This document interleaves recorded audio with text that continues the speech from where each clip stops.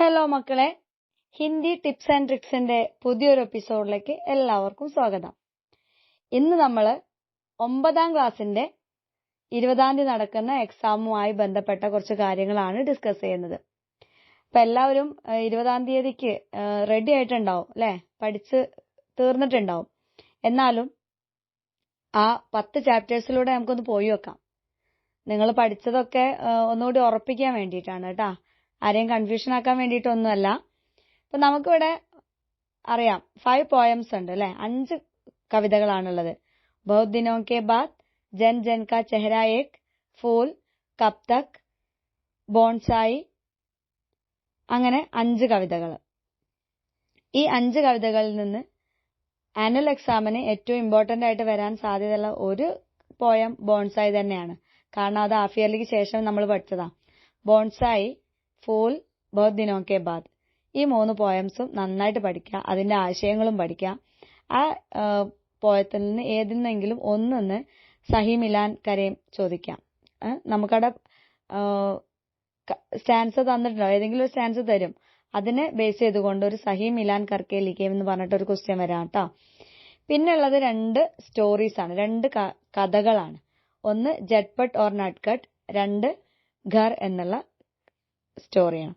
ഇപ്പൊ ജട്ട്പട്ട് ഓർ നട്ട്കട്ട് എന്നുള്ള സ്റ്റോറിയിൽ നമുക്ക് സഹി മിലാൻ ചോദിക്കാം, സഹി 4 പ്രസ്താവ് ചുൻകർ ലിഖേം ചോദിക്കാം.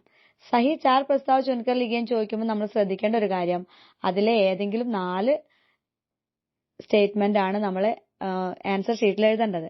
അവിടെ 6 സെന്റൻസ് തരും, ആ 6 എഴുതി വെക്കരുത്, അത് അബദ്ധമാണ്. 4 എണ്ണം മാത്രമാണ് എഴുതേണ്ടത്. പിന്നെയുള്ള സ്റ്റോറി ഘർ ആണ്. ഘർ എന്നുള്ള ആ ഒരു സ്റ്റോറിയിൽ നമ്മൾ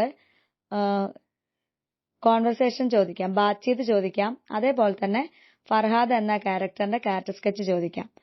അതിൽ നിന്ന് നമ്മളോട് സഹി മിലാൻ കരയും ചോദിക്കാം, സഹി 4 പ്രസ്താവ് ചുൻകർ ലിഖേം ചോദിക്കാം. അത് നിങ്ങൾ ഇമ്പോർട്ടന്റ് ആയിട്ട് പഠിച്ചു വെക്കാം കേട്ടോ. പിന്നെ ഒരു ലേഖ് 2 ഉണ്ട്. ഒന്ന് ഗാന്ധിജിക്ക് ഗഡി ചോരി ചലി ഗയി, അതേപോലെ തന്നെ ഘർ പേഡ് ഓർ താരെ കി യാദ്. ഗാന്ധിജിക്ക് ഗഡി ചോരി ചലി ഗയി എന്നുള്ള ചാപ്റ്ററിന് നമുക്ക് ടെക്സ്റ്റിൽ തന്നെയുള്ള ആക്ടിവിറ്റീസ് ഉണ്ടല്ലോ, ഡയറി ഒക്കെ ചോദിക്കുന്നില്ലേ, മൗണ്ട് ബാറ്റൻ എഴുതുന്ന ഡയറി, മൗണ്ട് ബാറ്റന്റെ വൈഫിന്റെ ഡയറി. അതേപോലെ തന്നെ മൗണ്ട് ബാറ്റന് ഈ കാര്യം, അതായത് ചായ് പാർട്ടിക്ക് ക്ഷണിച്ചുകൊണ്ട് ഗാന്ധിജിയെ ഇൻവൈറ്റ് ചെയ്തുകൊണ്ട് ഒരു ലെറ്റർ ആണ് എഴുതുന്നതെങ്കിൽ എങ്ങനെയാണ് നമ്മളത് എഴുതേണ്ടത്, അതൊന്നും കൂടി നിങ്ങളൊന്ന് ഹോംവർക്ക് ചെയ്ത് നോക്കുക കേട്ടോ. ആർക്കെങ്കിലും ഏതെങ്കിലും ചാപ്റ്ററിന്റെ നോട്ട് വേണമെങ്കിൽ മിസ്സിനെ പേഴ്സണലായിട്ട് കോൺടാക്ട് ചെയ്യുക, അയച്ചുതരാം. പിന്നെ ഉള്ളത് ഒരു ചാപ്റ്റർ രാജ ഓർ വിദ്രോഹി എന്ന് പറയുന്ന നാടകമാണ്. ആ നാടകത്തിൽ നമ്മൾ ഒരു പോസ്റ്റർ നമ്മൾ വർക്കൗട്ട് ചെയ്തിട്ടുണ്ട്, അത് നന്നായിട്ട് പഠിക്കുക. അതേപോലെ തന്നെ അതിന്ന് സഹി 4 പ്രസ്താവ് ചുൻകർ ലിഖേം ചോദിക്കാം, അതിലെ ക്യാരക്ടേഴ്സ് ആരൊക്കെയാണെന്ന് ചോദിക്കാം. അപ്പൊ അതൊക്കെ ഒന്ന് നോട്ട് ചെയ്ത് വെച്ചേക്കാം. അതേപോലെ തന്നെ ഘർ പേഡ് ഓർ താരേക്ക് യാതെന്ന് നമ്മളോട് ചോദിക്കാൻ സാധ്യതയുള്ള വേറൊരു ക്വസ്റ്റ്യൻ ആണ് പട്കഥ. അതൊരു ടെക്സ്ച്വൽ ആക്ടിവിറ്റി ആയിരുന്നു, നമ്മളത് ചെയ്തിട്ടുണ്ട്. പിന്നെ അതേപോലെ തന്നെ ബായിക്ക് ഡയറി, അതേപോലെ ബഹൻകി ഡയറി, ഇവരുടെ 2 പേരുടെയും ഡയറി ഒന്ന് ചെയ്തു നോക്കുക. അതേപോലെ തന്നെ ഇവര് അവസാനം തങ്ങളുടെ ഗ്രാമത്തിലെത്തി അല്ലെ, അമ്മയും അച്ഛനെയൊക്കെ കണ്ടു. അപ്പൊ ആ ദിവസം അല്ലെങ്കിൽ ആ സമയത്ത് ഇവര് പരസ്പരം സംസാരിക്കുന്നത്, ഇവരുടെ കോൺവെർസേഷൻ ബാത്ചീത് ചോദിക്കാം. അല്ലെങ്കിൽ ഈ കുട്ടി ഈ കാര്യം തന്റെ ഒരു കൂട്ടുകാരനോട് പറഞ്ഞുകൊണ്ടുള്ള ഒരു കത്ത് ചോദിക്കാം. അപ്പൊ ഇതൊക്കെ ഒന്ന് വർക്കൗട്ട് ചെയ്ത് നോക്കാം.